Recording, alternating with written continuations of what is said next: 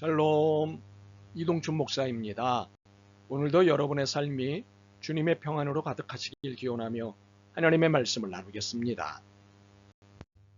오늘 주시는 말씀은 야고보서 1장 19절로부터 21절의 말씀입니다. 내 사랑하는 형제들아, 너희가 알지니 사람마다 듣기는 속히하고 말하기는 더디하며 성내기도 더디하라. 사람이 성내는 것이 하나님의 의를 이루지 못함이라. 그러므로 모든 더러운 것과 넘치는 악을 내버리고 너희 영혼을 능히 구원할 바 마음에 심어진 말씀을 온유함으로 받으라. 아멘. 야고보서 1장 19절로부터 21절 말씀을 본문으로 두 귀와 한 입을 축복의 도구로 사용하기라는 제목으로 말씀을 나누도록 하겠습니다. 하나님이 우리에게 두 개의 귀와 한 개의 입을 주신 이유는 분명합니다. 우리가 말하는 것의 2배만큼 듣기를 원하시기 때문입니다. 이를 본문 19절이 말씀합니다. 내 사랑하는 형제들아, 너희가 알거니와 사람마다 듣기는 속히하고 말하기는 더디하며 성내기도 더디하라. 말보다 경청을 말씀하심입니다. 우리는 19절에서 3개의 명령을 받습니다. 여기서 처음 2개의 명령에 순종한다면 3번째 명령은 자동적으로 따르게 될 것입니다. 듣기는 속히하고 말하기는 더디한다면 자연히 성내기는 더뎌질 것입니다. 그러므로 중요한 것은 듣는 것입니다. 학자들에 의하면 듣는 방식에는 4가지 형태가 있다고 합니다. 첫 번째는 판단하며 듣는 사람입니다. 이런 사람은 미리 자신의 마음을 정해놓고는 진실을 받아들이려고 하지 않습니다. 이런 사람은 비평적이고 부정적이며 선입견에 사로잡혀 있습니다. 약 17%의 사람이 이런 부류에 속한다고 합니다. 두 번째는 질문하며 듣는 사람입니다. 이런 부류의 사람은 상대방에게 계속해서 많은 질문을 던지는 것이 경청하는 것이라고 생각합니다. 그런데 질문은 중요하지만 곧 쓸모없어집니다. 약 26%의 사람이 이런 방식으로 접근한다고 합니다. 세 번째는 조언을 하며 듣는 사람입니다.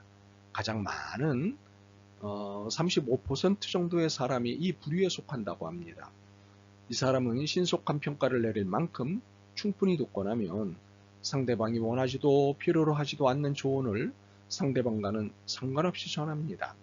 이런 방식으로 접근해 갈 때 생기는 문제점은 무슨 조언을 할 것인지를 생각하느라 실제로는 상대방의 말을 듣지 않는다는 것입니다. 네 번째는 감정이입을 하며 듣는 사람입니다. 이는 대략 22% 정도의 사람들이 사용하는 접근법이지만 가장 효과적인 방법이랍니다. 상대방이 이야기하는 내용뿐만 아니라 그 사람의 기분까지도 알아내기 위해 듣기 때문입니다. 말하는 사람의 음색이나 얼굴 표정, 제스처와 같은 비언어적인 표현에도 주의를 기울입니다. 자, 여러분은 어떤 부류이십니까? 하나님이 주신 두 귀를 사용해서 취해야 할 바람직한 태도는 감정이입을 하여 잘 듣는 것입니다. 그렇다면 이렇게 듣고 난 후 어떻게 말하는 것이 바른 태도일까요? 첫 번째로 듣는 자세를 기본으로 상대방이 말을 끝내기 전에는 말을 내지 않는 것입니다. 이것은 야고보 사도가 듣기는 속히하고 말하기는 더디하라고 한 것인데 이 조언에는 이유가 있습니다. 잠언 18장 13절입니다. 사연을 듣기 전에 대답하는 자는 미련하여 욕을 당하느니라. 우리가 소통에서 실패하는 대부분의 이유는 상대방의 사연을 알기도 전에 서둘러서 말하는 습관 때문입니다. 상대방의 상황을 제대로 이해하지 못한 상태에서 내놓는 말은 화를 불러오기 쉽습니다. 상황이라는 것은 언제나 다양합니다. 그래서 차라리 가만히 있으면 중간이라도 간다는 말이 있습니다. 잠언 21장 23절입니다. 입과 혀를 지키는 자는 자기의 영혼을 환난에서 보존하느니라. 분명 입은 하나님이 주신 것이니 대답해야 합니다. 이때는 잠언 15장 23절을 기억해야 합니다. 사람은 그 입의 대답으로 말미암아 기쁨을 얻나니 때에 맞는 말이 얼마나 아름다운고. 참으로 때에 맞는 말을 찾기 위한 애씀이 있어야 합니다. 두 번째로는 상대가 알아들을 수 있고 받아들일 수 있도록 말하는 것입니다. 상대가 알아들을 수 없는 말을 하는 것은 말을 안 하는 이만 못합니다. 어떤 경우에는 이것이 상대방에게 모욕을 줄 수도 있습니다. 상대방은 지금 나의 대답을 필요로 하는 절박함에 놓여 있는데 알아들을 수 없는 헛소리나 쓸데없는 말을 한다면 이는 상대방을 모욕하는 것과 다르지 않습니다. 더욱이 상대방이 나의 말을 잔소리로 듣게 해서는 안 됩니다. 말이 너무 많으면 상대방은 이를 잔소리로 들을 수 있습니다. 잠언 10장 19절을 봅니다. 말이 많으면 허물은 면기 어려우나 그 입술을 제어하는 자는 지혜가 있느니라. 말은 적당한 것이 좋습니다. 그러므로 반드시 진실을 말하되 언제나 사랑 안에서 말을 하는 원칙을 지켜야 합니다. 더욱이 사실을 부풀려 말하지 않는 자세가 중요합니다. 에베소서 4장 15절과 25절을 연이어서 보겠습니다. 오직 사랑 안에서 참된 것을 하여 범사에 그에까지 자랄지라.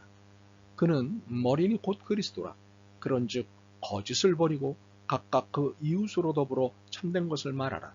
이는 우리가 서로 지체가 됨이니라. 세 번째로는 말다툼을 벌이거나 화를 내지 않는 것입니다. 우리는 얼마든지 다투지 않고도 의견을 달리할 수 있습니다. 그런데 의견이 달라지면 성을 내고 다투는 일이 생기기 쉽습니다. 본문은 이에 대한 경고를 합니다. 19절, 20절입니다. 내 사랑하는 형제들아 너희가 알거니와 사람마다 듣기는 속히 하고 말하기는 더디하며 성내기도 더디하라. 사람이 성내는 것이 하나님의 의를 이루지 못함이라. 야고보 사도는 우리의 대화법에서 잘못된 부분을 정확하게 지적하고 있습니다. 성내기도 더디하라. 물론 때에 따라서는 성을 내는 것과 다투는 것이 다른 것일 수도 있습니다. 그러나 대부분은 이 둘은 함께 옵니다. 잠언 17장 14절입니다. 다투는 시작은 방축에서 물이 새는 것 같은즉 싸움이 일어나기 전에 시비를 그칠 것이니라. 그러므로 유순한 대답이 필요한 것입니다. 잠언 15장 1절입니다. 유순한 대답은 분노를 쉬게 하여도 과격한 말은 노를 격동하느니라. 말 한마디로 천냥빚을 갚는다는 말이 있습니다.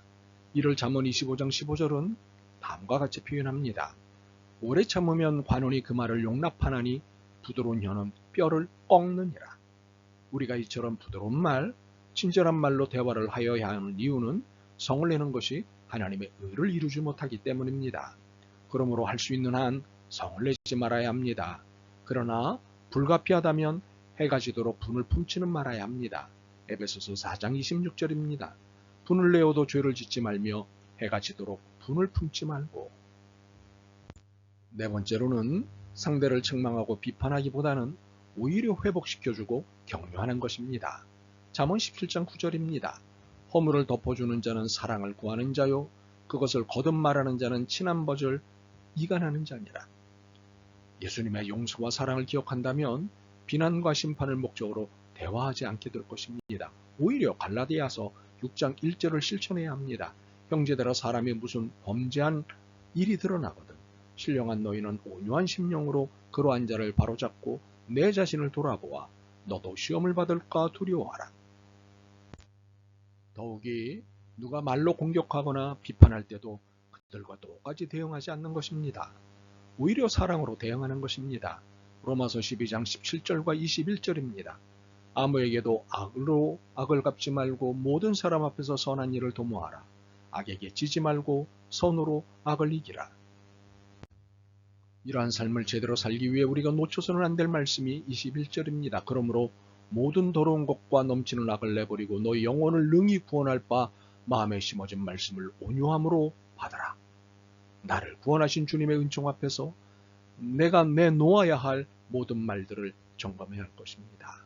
그래서 더러운 말, 악한 말을 제하고 거룩하고 경건한 말, 사람을 살리는 말을 해야 할 것입니다. 여러분의 귀가 생명의 귀, 여러분의 말이 살리는 말이 되길 소망합니다. 아멘. 주님, 저희들의 혀에 재갈을 물려 주옵소서. 듣기는 속히 하고 말하기는 더디하라는 말씀에 소홀했습니다. 살리는 말보다는 죽이는 말을 더 많이 했습니다. 용서하옵소서. 찬송하는 입인 것을 어느 한순간도 잊지 않게 하옵소서. 생명의 언어, 축복의 언어에 익숙해지게 하옵소서. 예수 그리스도의 이름으로 기도드립니다. 아멘. 오늘도 여러분의 믿음과 삶을 응원합니다. 사랑합니다.